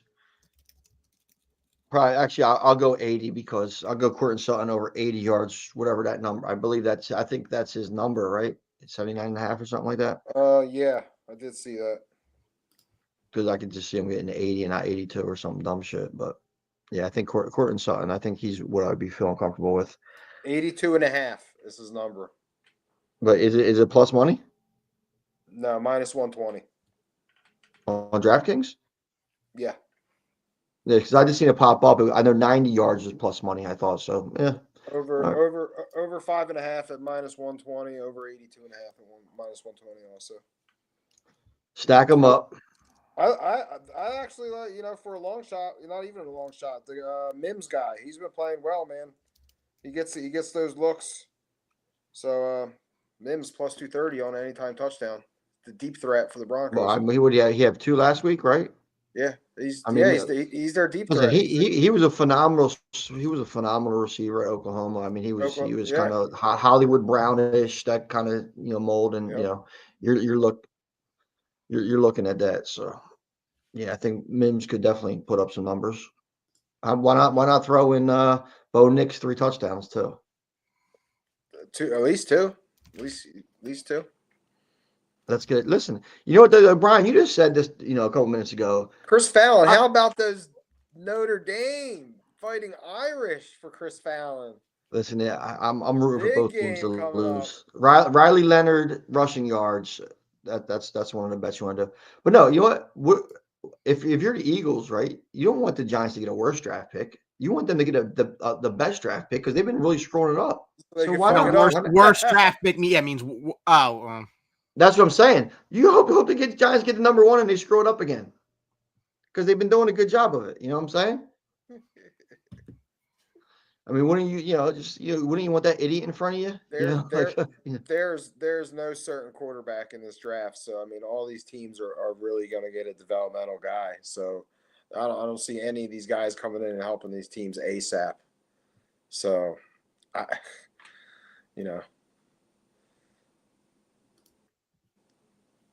PSU, Ohio State, all Big Ten final. He means Georgia. No, but rushing yards. Riley Leonard rushing yards, over 50 rushing yards. That was a good prop. Yeah. Rushing yards. I don't care about passing yards. Rushing yards. I had Love, but he got hurt. I hope he comes back for you. Just as a note, all these Chiefs, as good as they've been for the last 6-7 years, they've never won 15 games before. And this is probably the weakest Chiefs team people would have you believe. Yeah. They've never won 15 games before. And they have a chance to do something the Steelers never did, the Niners never did, the Cowboys never did, the Patriots never did, and that's win 3 in a row. And the road runs right through Arrowhead. So, man, that toe the first week of the season, Baltimore. Yep. The toe. I do want to see that rematch. I want to see Baltimore and the Chiefs play again. I think that's what I want to see. Chiefs Bills is the game though. I mean, that's the money. I don't know. You gotta love some of these media wars. You gotta love some of these media wars. Now Jay Glazer's reporting that teams are trying to trade, are looking to trade for head coach Kevin O'Connell. Yeah, because like come on, are you gonna package JJ McCarthy and Kevin O'Connell? like some of these guys are just ridiculous. Scheffler puts out they're looking to trade for Tomlin, then Glazer puts out, next thing you know, friggin' Dave Portnoy's going to be putting out that they're looking to trade for Andy Reid. Like, it's just idiotic, Portnoy's going to offer $4 billion to Reid to go coach the Patriots or something. Well, Nick Wright threw out the Bears should go get Shanahan because the Niners are falling apart. Nick Wright put that out there. Yeah. Chiefs and whoever wins tonight. Ravens, Lions. Oh man, I think I'm leaning towards you, Brian. I think the Chiefs and whoever wins tonight. And I guess you guys have Minnesota tonight, and I have the Lions tonight. I guess, right? I don't know. I'm torn though. I don't know if I want to see the Chiefs in there again. I would like to see Lamar in there. I'd like to see Harbaugh in there. The Ravens. That's just. I think the better question is who are the dark horse teams? The dark horse team for me in the AFC is the Chargers. Yeah, of course, I agree. And the dark horse team in the NFC to get to the Super Bowl. What? To get to the Super Bowl, the Chargers. Mm-hmm. That's your Justin Herbert heart on that. There's no way they get to the the dark horse. Dark horse. That's a dead horse. That's not a dark horse. That's a dead horse. All right, I'll put my. I don't know. I'll give you. I'll put my 400 to your 100. That Chargers don't make the Super Bowl. I said they're a dark horse. I'm not picking them to do it. I said they can. I don't. I'm picking the Chiefs to go, but I'm saying, listen. I'll tell you this: the Chiefs don't want to see the Chargers. No one wants to. I don't know who would. If I'm a playoff team, I don't know who I'd want. Why would I want to see the Chargers? They're a well-coached team. They have a good defense. They have a good quarterback. I just don't. I just don't feel. All right, for the big three in the AFC are just too big. Okay, this isn't the NFC. You put the Chargers in the NFC, then we could talk. The AFC, the top three, and that's it. Okay. Okay. Chargers could beat the Bills. Chargers could absolutely beat the Bills. Absolutely. Okay. But then can they beat the Chiefs or then can they beat the Ravens? That's what I'm saying. I love Harbaugh. I like what they're doing with the run game, everything like that. But in order for them to make the Super Bowl, they're going to have to beat two of those teams that, and it'll be a nice story for them to beat the Chiefs. It's a nice story to ever beat the Ravens. It's a nice story to ever beat the Buffaloes. But they're not going in next week and doing that. It's just not happening. Just not happening. And Brian, we're talking about we're throwing out the dark horses. We're throwing out the dark horses. Who could fuck everything up? oh, no one fucks things up like Mike Galletta, but Tampa Bay. There you go. There's the dark horse. that's not even a dark horse, though. No? No, Tampa Bay whitewalls the Eagles every time they play them. I mean, I think that they have a good shot. I think I like Tampa Bay and the Lions odds more than the Eagles odds, more than the Vikings odds. I just think that it's just the two top more than the Redskins odds. I don't, because the Tampa Bay developed that running game. You know what I'm saying? With Mike True, Evans, and true. with McMillan has stepped up, and Baker just has that it. And listen, it'll be an interesting story, because you're going to see like a Baker Mayfield, Sam Darnold NFC Championship game possibly, Shootout. or something Shootout. something not nonsensical like that, or Jared Goff, Matt Stafford, game. It's going to be some kind of storyline. Because remember, what was it last year before the playoffs start? Like every single matchup had some kind of storyline. And I think you're going to see something similar to that today, or this year. The Chargers are 10-6, and they've clinched the playoffs. They'll be the 5 or the 6, depending what they do today, at the 4-12 Raiders. 7-point favorite. They will play either Baltimore or Houston. They will be on the road, obviously. And the Raiders currently sit with the 8th pick in the draft. And again, the Chargers are an extremely well-coached team. You can just tell they're a different team this year than they've been in the past. They're not going to make the Brandon Staley level mistakes, right? They're not going to beat themselves. I think that's probably the big difference between the Chargers of yesteryear, if you will. And again, Vegas needs a lot of things, but they're hitting 8. Chargers should win today. Again, You're right back. Brock Bowers. All I want to see is Brock Bowers. I want to see Brock Bowers. I want to see Brock Bowers get 10 catches for 100 yards. I want to see him take a 8-yard curl, 25 yards deeper. He runs hard. I mean, he's a rookie. He looks older than us. I mean, he is just, that's what I want to see. Chargers run the ball. J.K. Dobbins has a prop he needs to hit. Yeah, I think 50 some. I think it's like 56 yards. I saw he needs. J.K. Dobbins needs 58 rushing yards to make his already secured $300 bonus jump to $450,000 bonus. Which, you know what? I mean, like everybody's like, these guys are millionaires. They're well paid, but I don't think his salary is It's not that big. It's not that crazy. I think he makes 1.6 this year, which is just a little bit less than Brian Attard. So, he's trying to not bad being me. He's trying to kind of do that. That's a nice chunk of change to add to that salary. And an NFL player making 1.6. I mean, is he bringing home 1 million in California? Close. It's close. He's probably taking home 800,000. So he's adding a couple of $100,000 on top of that, and that's a big nut for him. Yeah, I like the Dobbins prop today. I got him going over 60, and I'm even going to do a touchdown. I think they win this game. Obviously, I'm really messing with the spread. So yeah, I agree with you, Tone. The Bowers, Dobbins, I'm on that train today. You really don't think they can beat either of those teams, huh? Tony, you think Chargers are dead in the water? They had no shot. No shot. To beat the top 3, no. I think. Listen, I think that they can upset Buffalo. I think that they might. The Harbaugh versus Harbaugh match, they upset the Ravens or the Chiefs. I think that they can pull off a miracle to an extent. Not a miracle, but a shocking upset to beat one of those teams. But they're not beating 2 of those teams. It's just not. Those 3 teams are just a clear cut above. And I'm looking at the odds right now, and Chargers are plus 1,300 to make it to the Super Bowl. That means you bet 100, you win about you win 13. So like everybody else is like plus 300, plus 280. Chiefs are plus 150. That's a big jump. compared to everybody else. Then it goes, the odds increase over 1,000. I mean, that's huge. There's no tiered concept or anything like that.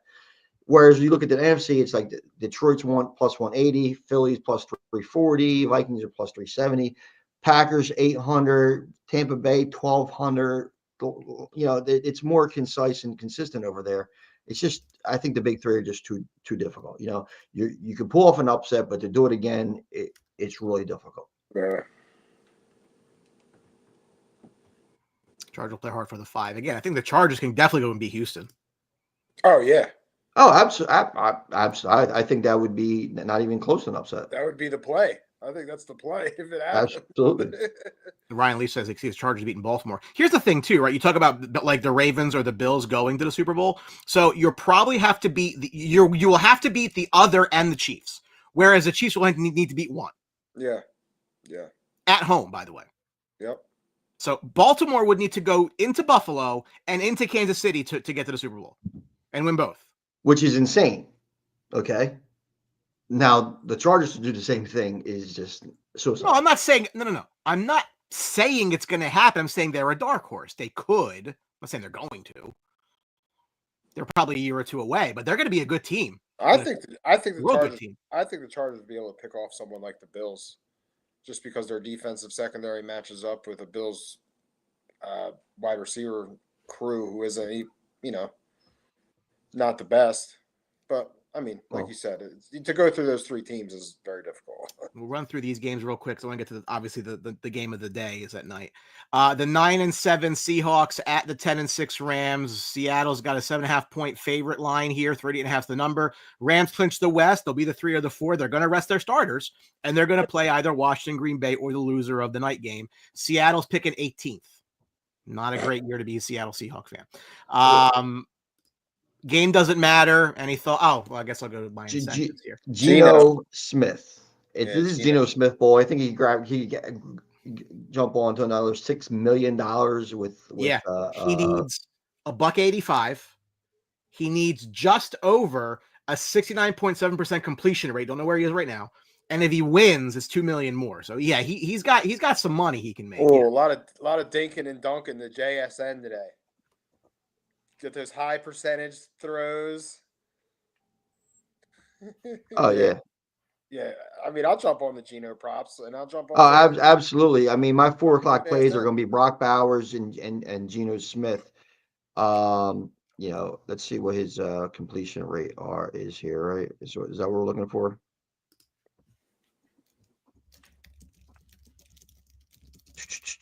He is 70.2 right now. So he needs to have Yeah, just needs to have a normal day. Yeah, normal day, and he gets $6 million. So I mean, that's hey, that's nice. I think that's the play. I haven't seen his props yet. I'll pull him up now, but I mean, you're looking at that, and I think there's no way Seattle doesn't win this game. I mean, they're not playing. No one's playing for anything. Yeah, I mean, for Geno to get 200 yards, it's minus 425 today. So I think they're pretty much expecting that. So, sure. I like JSN, man. JSN, very good year. I mean, he's probably one of the best slot receivers in the league. I'm jumping on his props today. I like him over 50. I like a touchdown plus 170. Is his number only 50?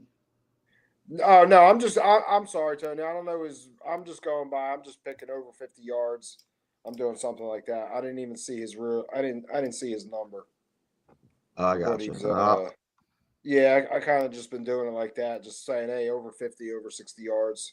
His over under is 60 is minus 130, so he's right about 60 and a half. He averages 70 yards. 70 yards he gets you $1 is plus odds at plus 115. So yeah, it's not bad. Yeah, 62 and a half is his line today. There you go. I like JSN. 8-8 Dolphins need a miracle. This could be the last game of the storied career of Aaron Rodgers, which brings just a tear to Anthony's eye. I know. Like, he's very upset about that. Has anyone watched his thing on Netflix? Did anybody watch that? No, not yet. I haven't done enough It's pretty peyote interesting. or whatever. I didn't finish it, but I started it. Miami clinches the playoffs with a win and a loss by Denver, which is not going to happen. The Jets are picking 7th. Any thoughts on this? Probably not. Well, I think here for Miami, nobody on the offense. I think today is Devontae Adams. They need a touchdown for 500 for Aaron Rodgers. They were trying to do it last week. I think that's what I said. He wants him to catch his 500th. So I'm on Devontae Adams anytime touchdown today. Yeah, his last game in New York too. Yeah. And Garrett Wilson. I mean, does he even get the ball thrown to him today? He might want out. He does want out. He said if Rodgers isn't going to be the quarterback, he doesn't want to be in New York next year. So that's what I'm saying. I mean, pretty bold statement for for a guy, well, he had a good game last week. I think he had a lot of targets last week. He did, and then this week he comes out and says that. So it's kind of like, what the fuck there, bud? So I don't know, this might be a Devontae Smith game. Aaron Rodgers to throw 2 touchdowns is plus 125. So I mean, I don't think Miami can. I just think Denver wins and puts all of it to bed. I don't. Yeah, I mean, you're playing a Chiefs team. Denver's playing a Chiefs team that does not care. It doesn't care. To be honest, I like the Jets in this game. I just think the Dolphins aren't that good. I really listen. That's true. And then plus you might have that. Listen, they're getting ready to play, and then if Denver's up on them, there could be that letdown where they really don't have, any kind of incentive to play. They're both. Are they both? Like they could be like, oh, like same time. They're both all at the same time. But they did it on. Oh, they're both 4 o'clock game. Yeah. Yeah. By design, that's what they want. Okay. All right. Well, no, I'm sorry then. Yeah. So, I mean, I don't know how much scoreboard watching will go on, but I actually do kind of like the Jets and their offense this game too. Who's is Tua quarterbacking? No, Snoop Huntley. Snoop? Oy vey. that Pro Bowler of the past. Yeah. Well, I mean, is Tyreek playing? He was questionable too. I mean, because he last week, I mean, get on his props if he's playing, because that's all he threw to last week. I think he had 9 receptions. So I mean, check in on that. But that game sucks. There are no. Oh yeah, Tyreek Hill is over 60 yards is plus 125. Yep. This game means nothing. For Kyler Murray, it means a couple things. Yeah, he'll get 50 yards and a touchdown for $750,000. But everybody else means nothing. Absolutely. Yeah, just disappointing seasons, especially for the Niners. I mean, I've talked about it for weeks. I think their run is over. It's going to be hard to recover from all this. I mean, I think their time has come and gone. I mean, they had their opportunity. Yeah, you're going to lose players. You got the situation with the quarterback. You're going to have to pay him, or what you're going to do with him. So, yeah, I mean, the Niners just, that's it pretty much. And the Cardinals, again, they showed a little promise mid-season. Everyone thought they were going to emerge, and they didn't. So, yeah. Good year. I mean, you can't be upset if you're a Cardinal fan. I mean, huge, way better than anybody else thought this year. Nah, I don't know.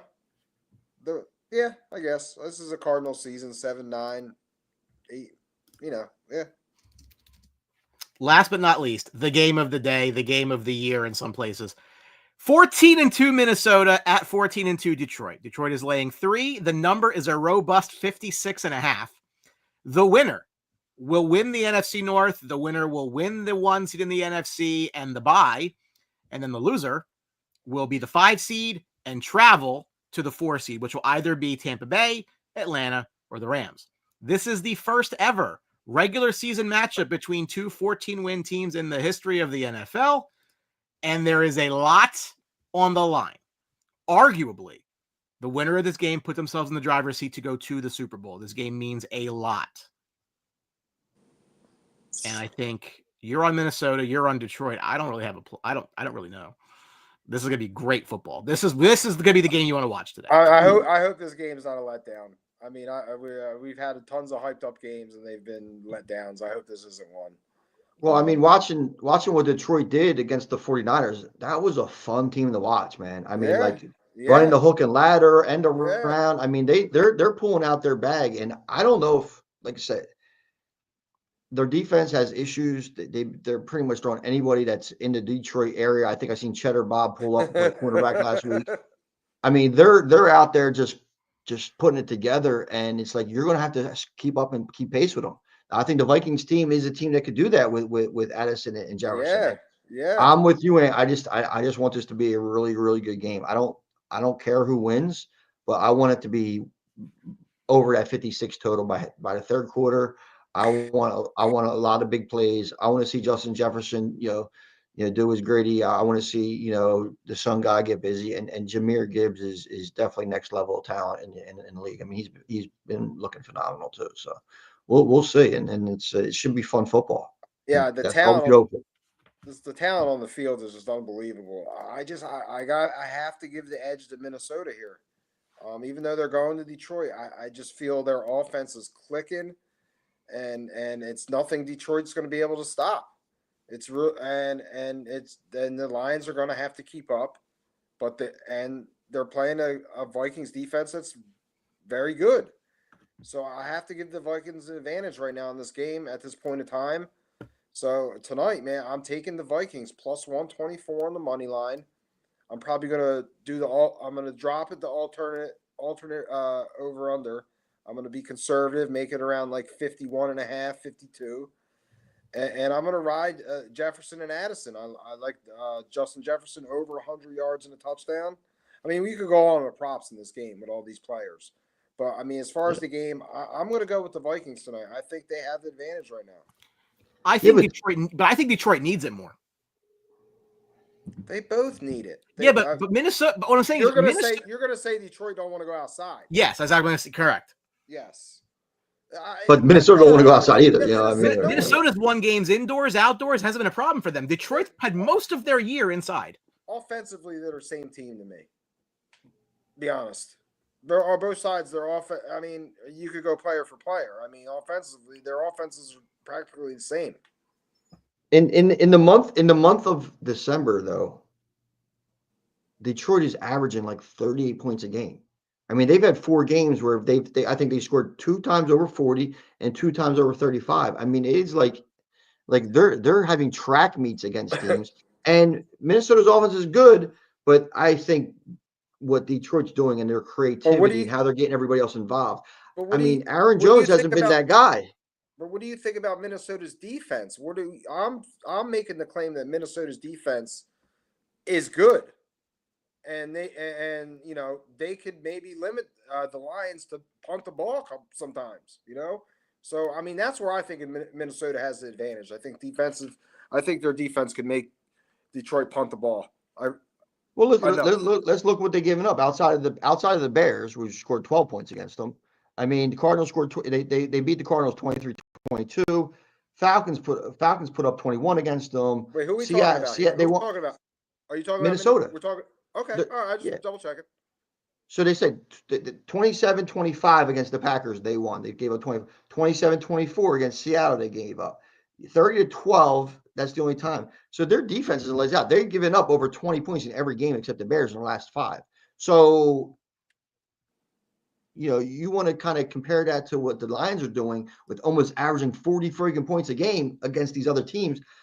The Minnesota's defense is better substantially than the Detroit Lions defense. But the offense, I think the creativity, how they're hitting all cylinders, I think the Lions are just a step up. Minnesota has great talent. Phenomenal talent. Addison, Jefferson. Listen, thank you, Jefferson, for kicking up and taking me to a fantasy championship. Darnold talked me to another championship and start to QB league. Thank you very much. My quarterbacks in that league were Baker Mayfield and Sam Darnold. Wow. Yeah. Great value. Hey, shout out Timmy Hilton and those guys who let me get that team together. I appreciate it. But you're looking at a team where I just think the way Detroit's offense is going. They're winning despite their defense, and they're winning no matter who they're playing. And and now not winning, but talking about their offense. I mean, they're just lighting it up. This is going to be a great game, and I think I hope so. hopefully, I hope hopefully so. fans everywhere just appreciate it. I think Detroit needs this game. I do. I think if Detroit wants to go to. I think if Detroit wins this game, they go to the Super Bowl. I don't know about Minnesota, but I think if Detroit wins the game, they go to the Super Bowl. I'm just excited for the first Dan Campbell situation tonight, where he just rolls the dice. They're going for it on every fourth down, pretty much that Probably. result. Probably. Anytime it's any closer, they're not If at their they're own at 10-yard midfield. line. They're going for it on fourth down. They're If going they're at all midfield. out, balls to the wall, winning the game. This is what everything out of Detroit's been saying. Yep. Royce 5'9" called me the other day and told me. All right, kids. Well, listen, that wraps up the regular season. I'm hoping we'll get together on Saturday next week because that's when the playoff games are. Not a chance in hell, Brian. I can't do Saturdays. Well, I can't do jump Sunday on. next week. Brian, I could probably jump on with you. All right. I mean, I want to get ahead of the games, not. We'll link up. Listen, it's a good idea. Just unfortunately, I just got too much stuff going on. You know, I donate my time to the youth organizations like Chris found a part of, and Saturday is our game day. You know, we got 2 programs starting, and shout out to the Hamilton Bulldogs third grade team that got a big win yesterday. Third graders and fourth graders, and I think even JV won. So I mean, we're on a little bit of roll. How's their perimeter game? R.I.P. Don Stager with the good old beef. Yeah, Ryan, his son Ryan is coaching the Hamilton High School girls team, and That's he's good stuff. coaching the kids. He does a clinic for us every Saturday morning. So K through fourth graders. So he's still involved. That's awesome. Enjoy your football. We'll catch you next week for when it really matters in the first round of the playoffs. Big red zone, Gay. Let's go hit them bets. Let's go, boys. See ya.